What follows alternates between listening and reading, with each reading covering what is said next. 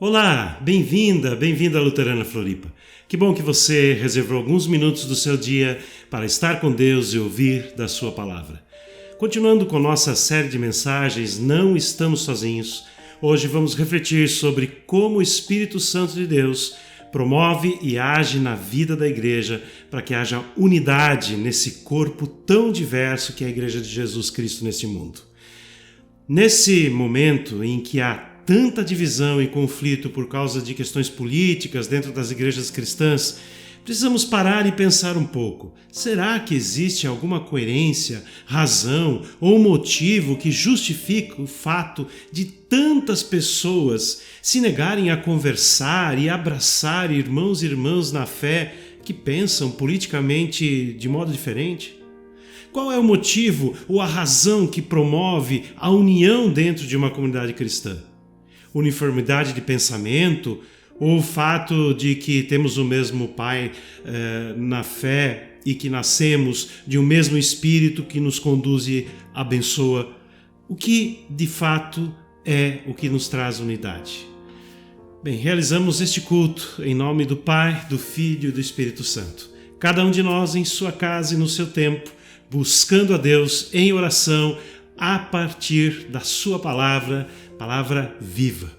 Você que está participando da transmissão ao vivo, participe enviando seus comentários aqui no chat do YouTube, compartilhando aspectos da sua vida, mas também comente a mensagem de hoje. Coloque ali os seus comentários.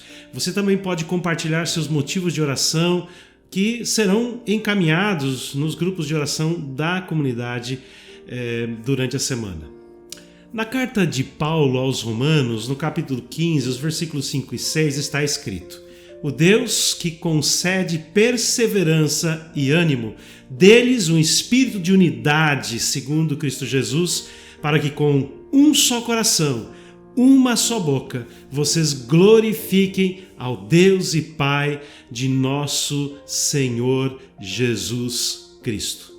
A unidade que Deus deseja tem um objetivo muito claro: glorificar e exaltar a Deus. Deus vive em unidade como Pai, Filho e Espírito Santo. Por isso é totalmente incoerente que o seu corpo, que é a igreja, viva em desunião e contenda. A igreja, ela dá um péssimo testemunho quando vive sob parâmetros que nada têm a ver com os princípios do reino de Deus: partidarismo, narcisismo e individualismo. Precisamos rever sempre de novo quais são os fundamentos, os princípios e as forças que regem as nossas relações e nos constituem como Igreja de Jesus Cristo. Participo de uma igreja que é movida pelo Espírito de Deus ou é movida pelo espírito da época em que vivemos? Vamos orar a Deus. Senhor, nós queremos reconhecer diante de Ti que muito nós temos falhado na construção e no fortalecimento da nossa unidade como corpo vivo de Cristo. Muitas contendas, muitos desentendimentos, muito desprezo, muito desconhecimento, muito distanciamento, Senhor, muita violência. Tem misericórdia, Senhor, da Tua igreja nesse país. Tem misericórdia, Senhor, de cada um de nós que tem tanta dificuldade de olhar a outra pessoa como um irmão, uma irmã na fé em Ti. Senhor, queremos reconhecer que muitas das nossas desavenças é fruto do nosso pecado, do nosso egoísmo, da nossa arrogância, da nossa prepotência, do nosso orgulho. Senhor, tem misericórdia de nós. Nós clamamos e pedimos em Teu nome, Jesus. Amém. A palavra de Deus diz: um novo mandamento lhes dou. Amem-se uns aos outros como eu os amei. Vocês devem amar-se uns aos outros. Com isso, todos saberão que vocês são meus discípulos, se vocês se amarem uns aos outros. Deus nos ama e provou isso quando morreu na cruz por cada um de nós. Permita que este amor de Deus preencha a sua vida a ponto de transbordar e fluir em direção às pessoas que estão próximas a você. Dessa forma, como diz o texto, todos que te conhecem saberão que você é um discípulo de Jesus Cristo.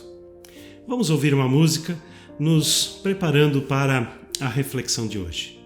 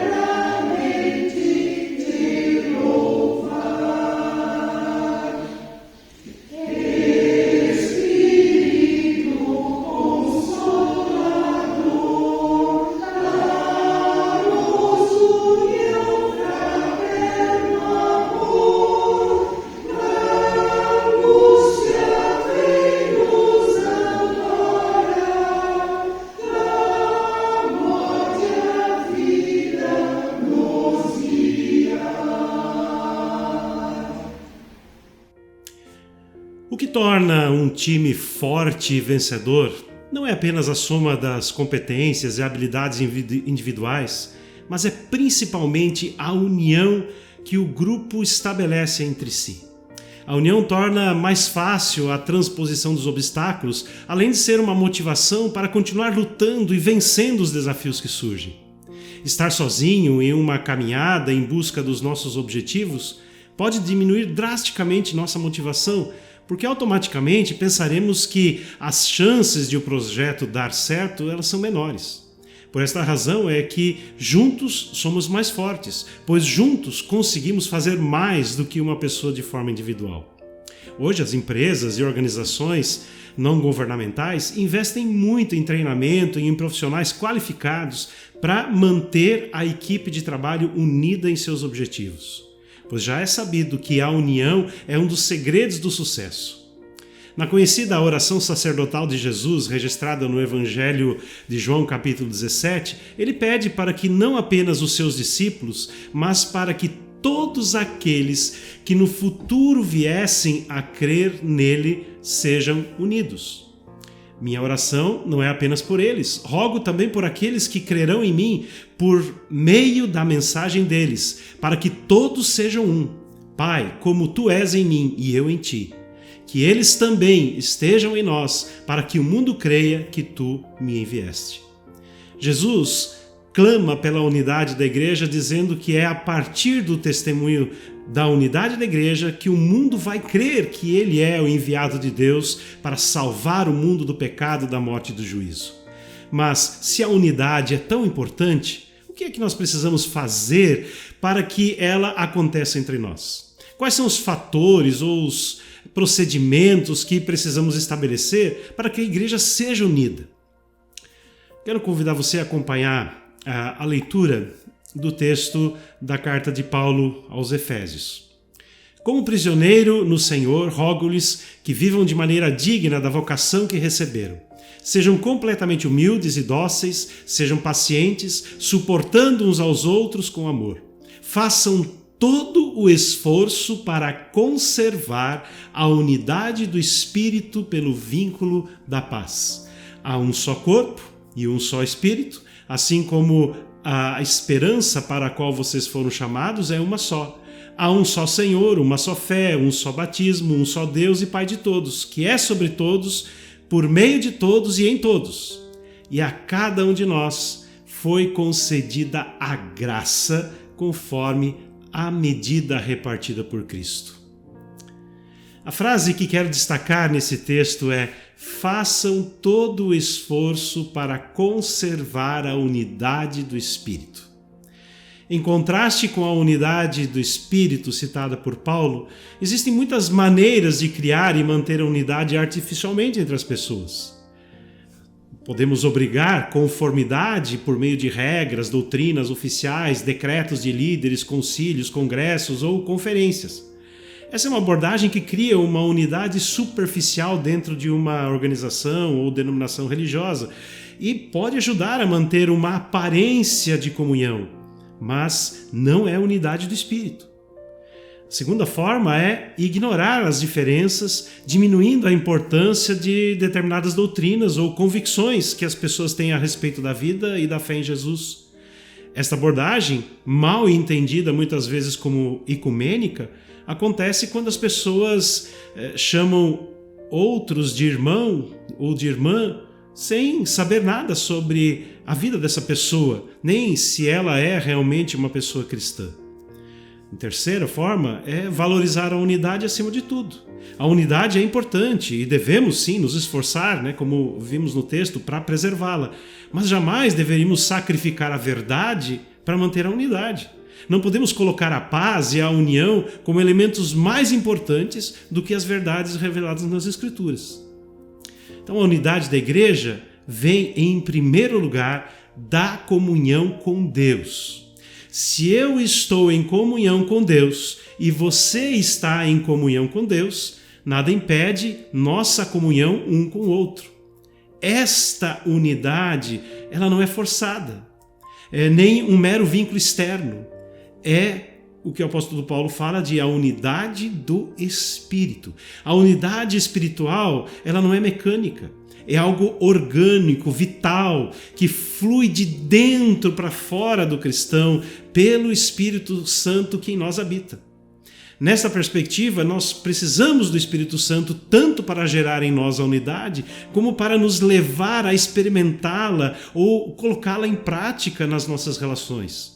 Portanto, é imprescindível que o Espírito Santo esteja operando, ou seja, agindo em nossas vidas. Do contrário, nós não vamos experimentar a verdadeira unidade.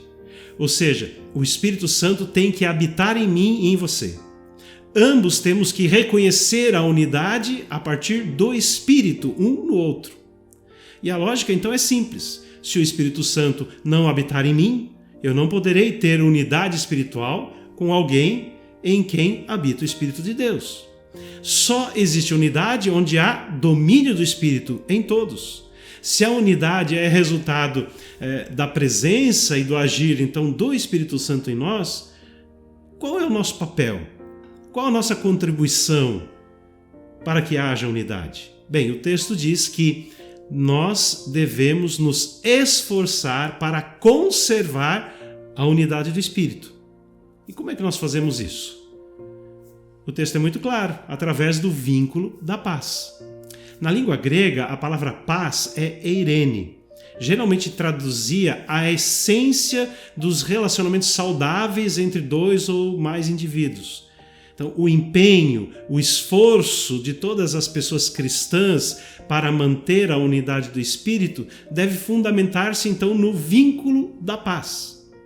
O termo vínculo significa atado, amarrado, ou seja, a unidade do Espírito está entrelaçada com a paz, como fruto também desse mesmo Espírito. Na prática, então, a paz de Cristo precisa atuar como uma corda que amarra os nossos corações e unifica as nossas vidas em torno da pessoa de Jesus Cristo, que é o centro de tudo, que é a razão da nossa fé. Então, se concordamos com o apóstolo Paulo de que a unidade do Espírito é a unidade da igreja, a paz de Cristo deveria ser o elo que nos une. Mas hoje em dia, em muitas igrejas, infelizmente, não é o que se vê. Muitas igrejas estão divididas por questões políticas partidárias. Desde as últimas eleições, pastores, líderes e muitos membros das igrejas brasileiras têm sido literalmente cancelados, excluídos do convívio comunitário. Ora, se não existe a marca da unidade do Espírito pelo vínculo da paz, estamos divorciados de Cristo. Pois a unidade é espiritual e deve se manifestar na igreja, através dos relacionamentos de seus membros na unidade do Espírito. O que nos une como igreja e muito menos o que nos divide deveria ser as nossas opções ou concepções políticas, filosóficas, econômicas ou partidárias. A paz como fruto do Espírito é o oposto de ódio, contendas, dissensões, discussões vazias. E a paz que envolve a vida de uma pessoa, por ela estar tão embebida da presença do Espírito de Deus, que ela não se irrita com facilidade. Não é uma pessoa que arruma briga e confusão por causa de questões pessoais, ideológicas, preferências. Não se exaspera, ou seja, não é facilmente ferida.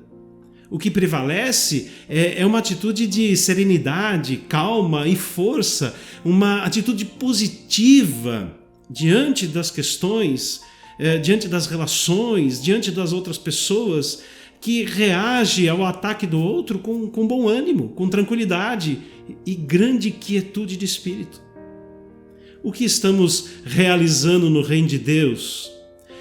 As nossas relações comunitárias, será que elas estão atadas pela paz de Cristo? Se a resposta é não, nosso primeiro passo deveria ser procurar promover a paz entre nós. Isto implica em refazer relações quebradas, pois fora da realidade da paz não existe possibilidade de manter a unidade. É saudável conviver em um ambiente pacificador, onde a paz de Cristo é o árbitro nos nossos corações. Jesus disse: bem-aventurados os pacificadores. Então a marca fundamental do viver cristão é a unidade do Espírito pelo vínculo da paz. Para vivermos isso, nós temos que superar a nossa tendência de ficar distantes emocionalmente uns dos outros. Quando esse afastamento é intencional, feito em detrimento da unidade, ele é carnal, ele é demoníaco, ele é nada espiritual. Muitas vezes é justificado, como um afastamento espiritual, justificado por uma falsa santidade. Eu não vou me misturar com essa pessoa porque ela é do diabo. Gente, nós somos desafiados pela palavra a construir unidade, a acolher as pessoas na força do Espírito, em torno do Espírito Santo de Deus. Em Efésios capítulo 4, versículo 2, a Bíblia descreve 3 palavras que estabelecem o alicerce das nossas relações uns com os outros no contexto de mantermos a unidade do Espírito. Ela diz: sejam completamente humildes e dóceis e sejam pacientes, suportando uns aos outros com amor. Primeiramente, temos que ser modestos na opinião sobre nós mesmos. Sejam completamente humildes. Ser humilde é ser despojado de si mesmo, como fez Jesus, pois a si mesmo se esvaziou, a si mesmo se humilhou. Então, humildade é não buscar glória pessoal. Como diz um dos pais da igreja, João Crisóstomo, nada se presta tanto para dividir a igreja do que o amor pelo poder. Então a humildade, ela se contrapõe ao orgulho e ao individualismo. A pessoa humilde de coração repudia o egoísmo, a desavença. Ninguém consegue manter a unidade com orgulho, presunção.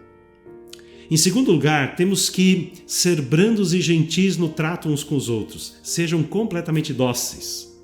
Em outra tradução, a palavra dócil é manso. Esse termo tanto se refere à atitude de alguém para com a palavra de Deus, como também para com o seu semelhante.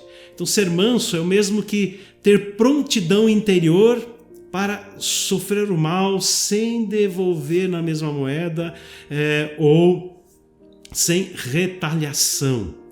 A mansidão, ela não pode ser confundida com uma atitude de covardia. O inverso da mansidão é enraivecer. Então a verdadeira mansidão ela não discute nem teima por questões secundárias, simples, mas age com brandura nas horas de conflito. Ser manso é ter consideração pela outra pessoa, é ser cortês com o outro. Esta é a principal qualidade para que a unidade seja mantida entre nós.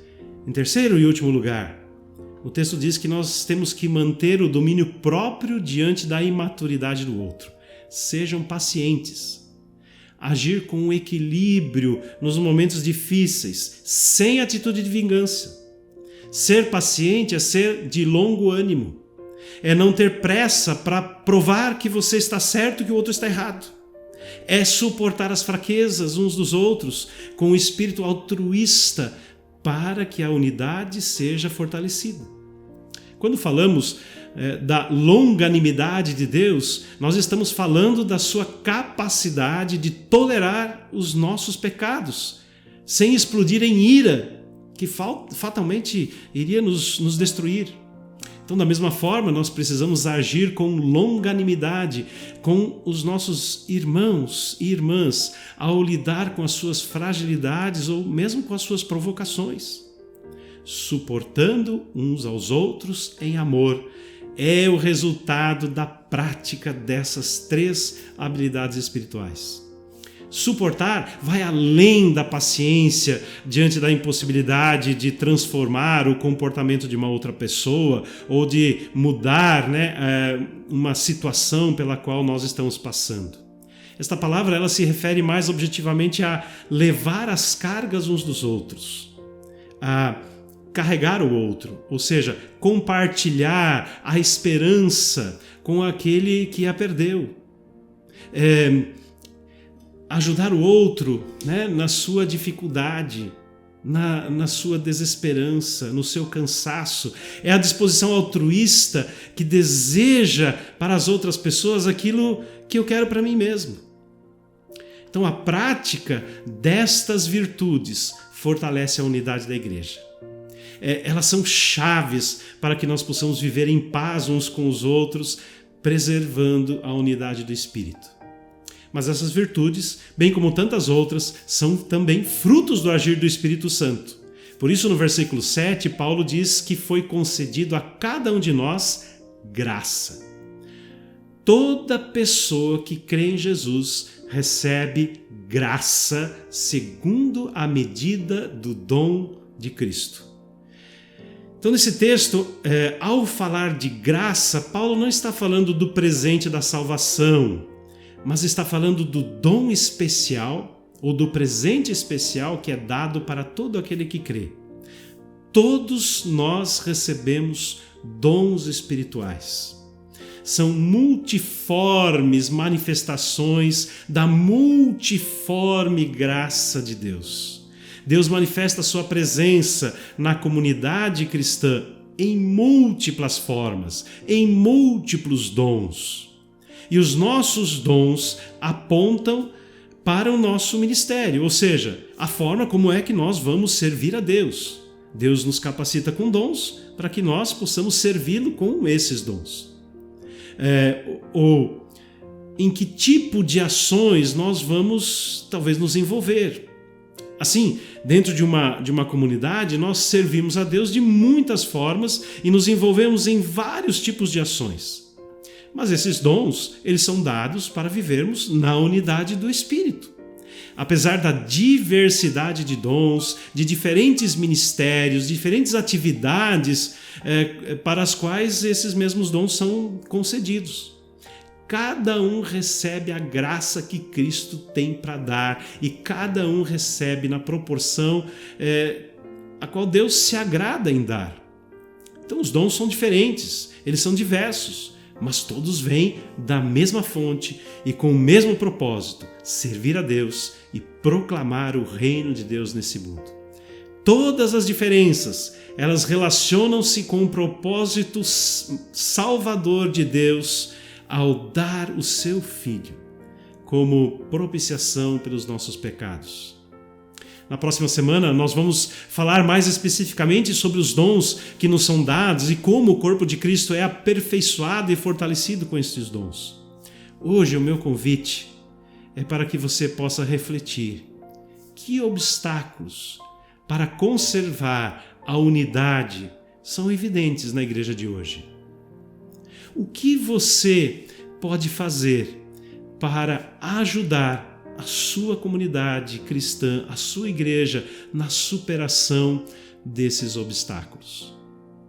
Deus derrama do seu Espírito Santo sobre nós e nos abençoa, nos agracia com diferentes dons e nos faz pessoas cristãs tão diversas, uma comunidade multiforme, não para que nos esfacelamos, não para que cada um faça, né, o seu ministério separado, não para que cada um se ache mais importante do que o outro. Não, Deus nos abençoa com essa multiforme graça para que nós juntos, nessa diversidade, possamos manifestar a graça de Deus, possamos glorificar a Deus. Por isso o Espírito Santo é um espírito de unidade. E nós precisamos nos questionar: como é que está a unidade da comunidade cristã na qual eu participo?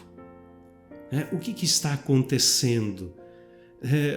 Onde é que o Espírito Santo não está presente? Ou de que forma o Espírito Santo tem sido sufocado, apagado? Pelas nossas atitudes, pelos nossos comportamentos. Quero convidar você a orar comigo. Senhor, tem misericórdia de nós. Tem compaixão de nós, Senhor. Porque nós somos tão individualistas. Eu clamo, Senhor, por misericórdia por Tua igreja nesse nosso país, que tem andado nos últimos meses tão dividida, onde tantas pessoas se sentem excluídas, onde tantas pessoas se sentem machucadas por comentários, por imposições, por declarações maldosas. Tem misericórdia, Senhor, porque não temos buscado a unidade a partir do Teu Espírito, porque não temos buscado a Tua presença, porque temos esquecido que o centro és Tu, Senhor Jesus. E o que de fato nos une e o que nos capacita a caminhar a unidade é o agir do Teu Espírito Santo em nós. Tem misericórdia, Senhor. É o que eu peço em nome de Jesus. Amém. Alguns avisos. Daqui a 2 semanas nós vamos ter o encontro de líderes e voluntários da Luterana Floripa.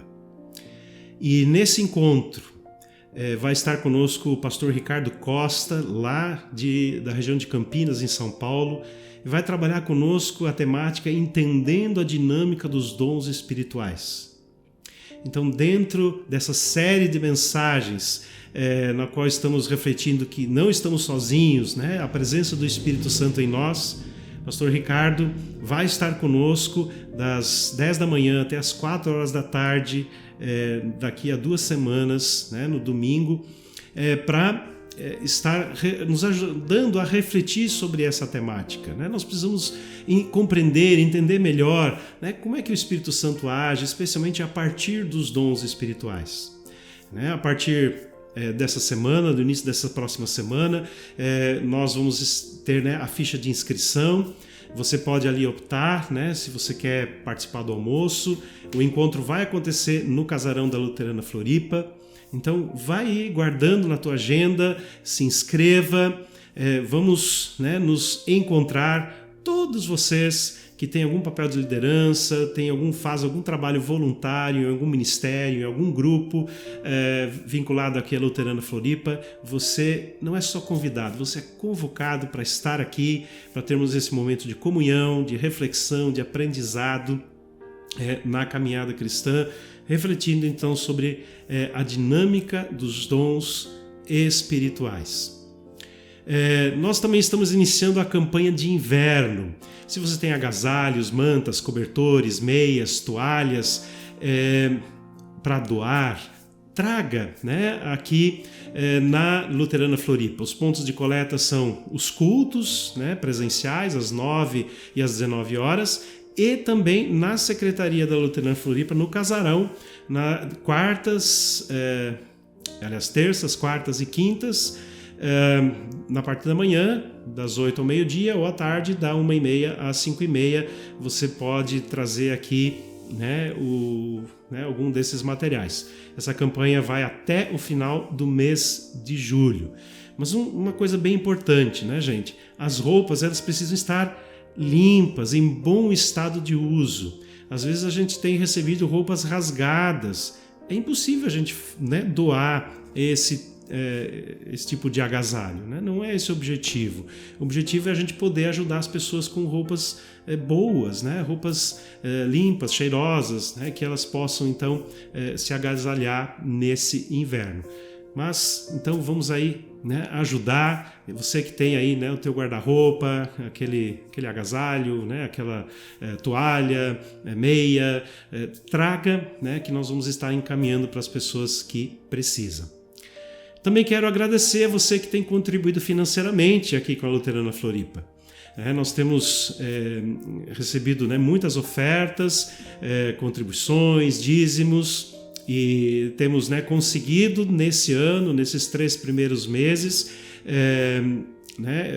conseguido dar conta, né, dos nossos compromissos financeiros. Então, muito obrigado você que tem participado e contribuído, que você possa, né, continuar contribuindo. E se você ainda não contribui, né, sempre tenho dito, participe, né, se junte conosco, nos ajuda para que a gente possa fazer mais. E por último, se você precisa, né, de mais informações a respeito da Luterana Floripa, entre em contato conosco através do nosso WhatsApp. Se você deseja conversar ou precisa de alguma ajuda, também entre em contato conosco. Nós vamos ter muita alegria em poder te atender e conversar com você. Meu desejo é que o Senhor te abençoe e te guarde, que o Senhor faça resplandecer o seu rosto sobre ti e tenha misericórdia de ti. Que o Senhor sobre ti levante o rosto e que Ele assim te conceda a paz. Um abençoado dia, uma abençoada semana.